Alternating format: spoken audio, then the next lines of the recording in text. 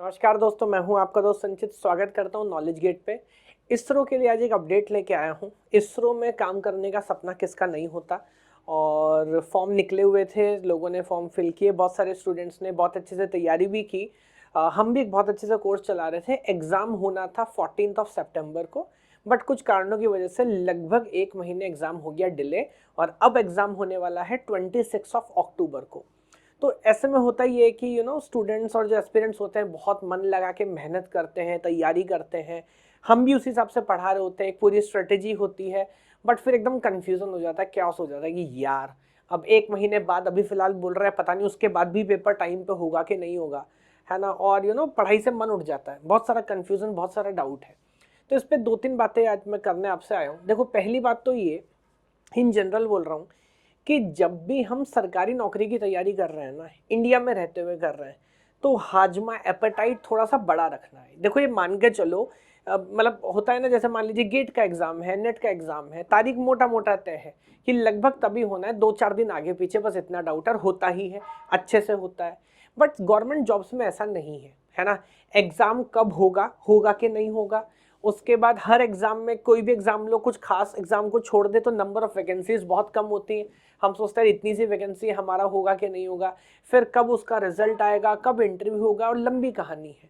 तो एक बात जो मैंने समय के साथ समझी वो ये, गवर्नमेंट जॉब में दो तीन बातें हैं। पहला तो पेशेंस रखना है, और ऐसा नहीं सोचना कि अगर मैं इसरो के लिए तैयारी करूँ तो मेरे को इसरो में ही जाना है ना। आप तैयारी इसरो की करेंगे, काम हो सकता है डीआरडीओ में कर लें। प्रिपरेशन आप केंद्रीय विद्यालय की करेंगे, हो सकता है नवोदय विद्यालय में जॉब लग जाए, कुछ नहीं पता।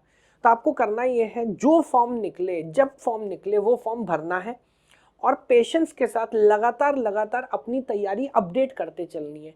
अभी ऑपरेटिंग सिस्टम तो हर सब्जेक्ट में, हर एग्जाम में ऑपरेटिंग सिस्टम ही है ना सर, वो थोड़ी चेंज हो रहा है।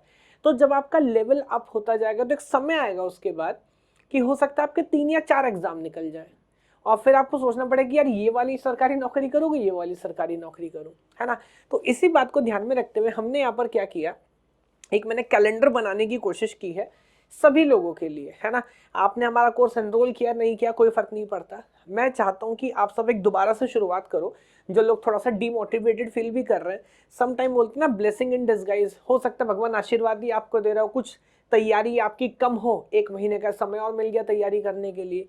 तो यहाँ पर देखिए, आज 25 सितंबर ही है, तो स्टार्टिंग फ्रॉम 25 सितंबर 20 अक्टूबर तक का एक रफ शेड्यूल मैंने अपनी समझ से बनाया है।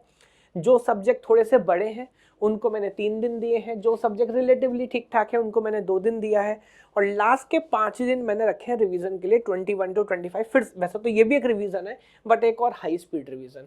तो 2-2 दिन अब आप सोचेंगे ना, let me tech digital electronics, वैसा आप बोलोगे एक महीना है, बट अगर पूरा डिजिटल 2 दिन में मेरे को रिवाइज करना है, कंप्लीट करना है, फिर उसमें नंबर सिस्टम भी पढ़ना है, उसमें combinational circuit, sequential circuit, Boolean expression, simplification, के मैप, लॉजिक गेट्स, तो 2 दिन कब निकल जाएंगे आपको पता नहीं लगेगा, है ना। पहली तो बात ये कि लगभग लगभग इतना समय देना है, रिवीजन करना है। अब इसमें करना क्या है उस पर एक बार बात कर लेता हूँ। तो 4 स्टेप की प्रोसेस मैंने बनाई है। स्टेप नंबर 1, कभी कभी हम क्या करते हैं, हो सकता है आप हमारे ही कोर्स में एनरोल्ड हो सकता है आप यूट्यूब से देख रहे हो, या अपने हिसाब से जैसे भी प्रिपरेशन कर रहे हो, हम बस थ्योरी पढ़ते जाते हैं या बस वीडियो देखते जाते हैं। सर, उससे नहीं होगा।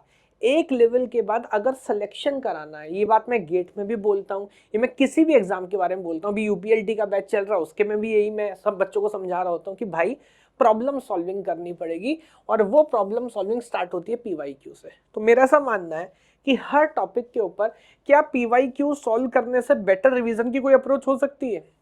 जिस एग्जाम के लिए हम तैयारी कर रहे हैं सर, अगर उसके प्रीवियस ईयर क्वेश्चन हमसे बन रहे हैं ना, तो मानो फिर आपका सिलेक्शन होने के चांसेस बहुत अच्छे वाले बन जाते हैं। और उसके अलावा भी प्रॉब्लम सॉल्विंग करो, कोई दिक्कत नहीं। तो आप प्रॉब्लम सॉल्विंग करना शुरू करो। लेट मी टेक डिजिटल वाला एग्जांपल। अभी कॉम्बिनेशनल सर्किट सॉल्व करते करते आपको समझ आया यार, मल्टीप्लेक्सर के ना कुछ कुछ क्वेश्चंस में मैं लटक रहा हूँ, कुछ तो गड़बड़ है।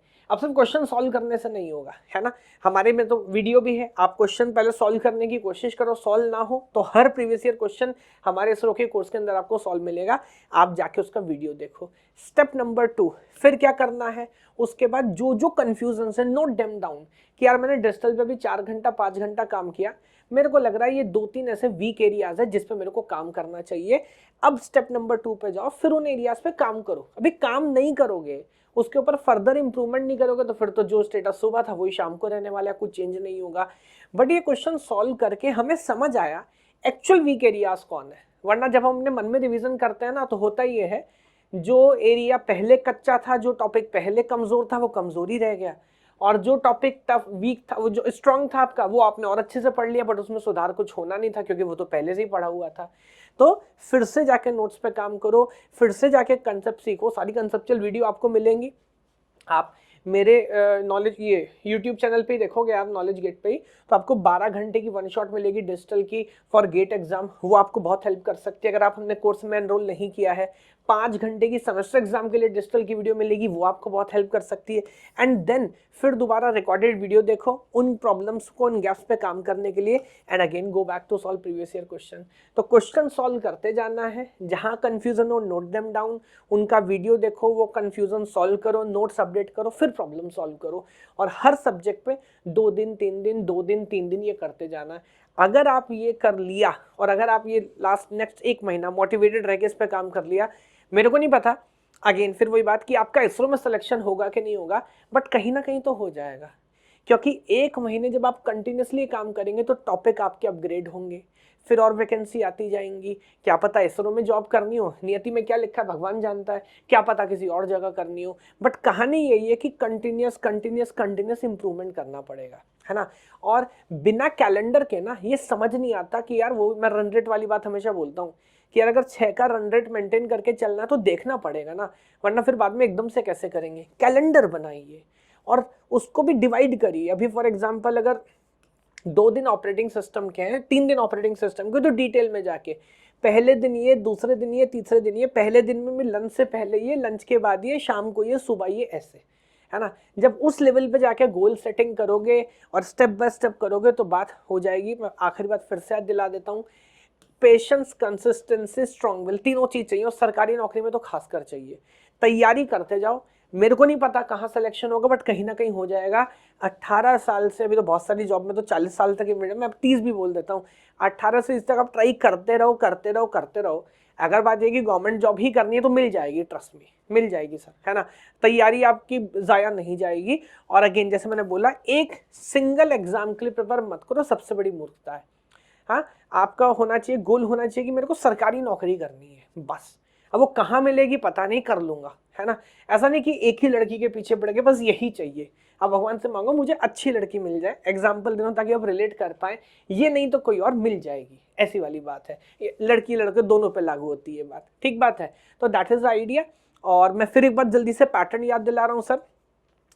पहले पार्ट में 80 क्वेश्चन मिलने वाले हैं। अभी तो सिर्फ प्रीलिम्स क्लियर करने की बात है ना, रिटन क्लियर करने की बात है। 80 question, 20 question, 80 question technical, 15 question आपका एप्टी से आने वाले हैं। तो दोनों पे आपको काम करना है। समय बहुत लिमिटेड है, 2 घंटे के अंदर 95 क्वेश्चन। एक क्वेश्चन के लिए हार्डली 1-1.25 मिनट मिलेगा।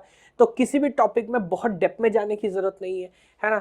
ये सारी चीजें, ये सारे टॉपिक, ये पूरा देखो, पूरा सिलेबस के हिसाब से लास्ट सारे प्रीवियस ईयर क्वेश्चन सॉल्व तो किए ही हैं। इससे आपको थोड़ा थोड़ा ये भी आइडिया पता लग रहा है यार कौन सा टॉपिक कितना टफ है, कौन सा टॉपिक कितना आसान है, किससे कितने क्वेश्चन आ रहे हैं। तो उससे हमें रियलिटी में अंडरस्टैंडिंग हमारी टॉपिक बाय टॉपिक डेवलप हो रही होती है। और अगेन अगर मैं आपको याद दिलाऊं, 50% जो फाइनल मेरिट है वो रिटन टेस्ट पे है, 50% इंटरव्यू पे है।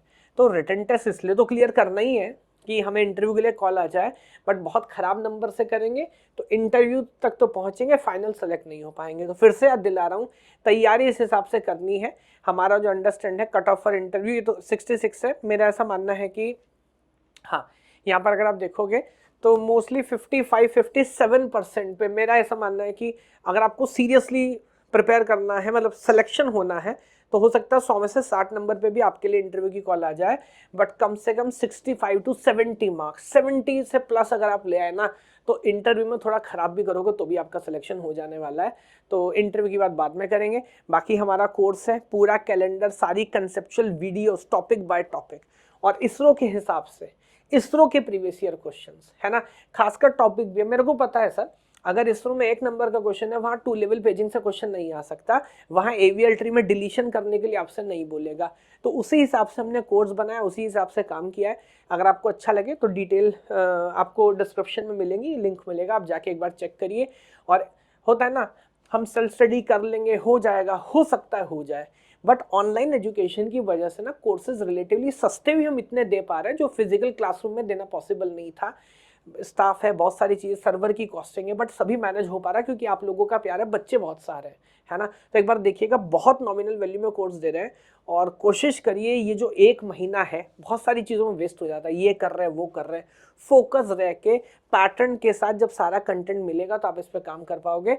बाकी केजी कम्युनिटी करके एक हमने नई मुहिम शुरू की है, एकदम फ्री ऑफ कॉस्ट है, आप यहाँ पे जाके एनरोल कर सकते हैं। गवर्नमेंट जॉब, गेट, नेट, अलग अलग कैटेगरीज, अलग अलग कम्युनिटीज़ यहाँ पर हैं, जिसको जब आप क्लिक करोगे तो उस कम्युनिटी को रिलेटेड जितने भी अपडेट्स, जितने भी आइडियाज़ हैं वो हम यहाँ पर आपको देते रहते हैं और आप अपने डाउट्स भी पूछ सकते हो फ्री ऑफ कॉस्ट। मैं और मेरी पूरी टीम यहाँ पर एक्टिव रहती है, बाकी सारे स्टूडेंट्स भी एक्टिव रहते हैं। कम्युनिटी में रहना ज़रूरी है लाइक माइंडेड लोगों के साथ, ताकि प्रिपरेशन टाइम टू टाइम आपकी चलती रही।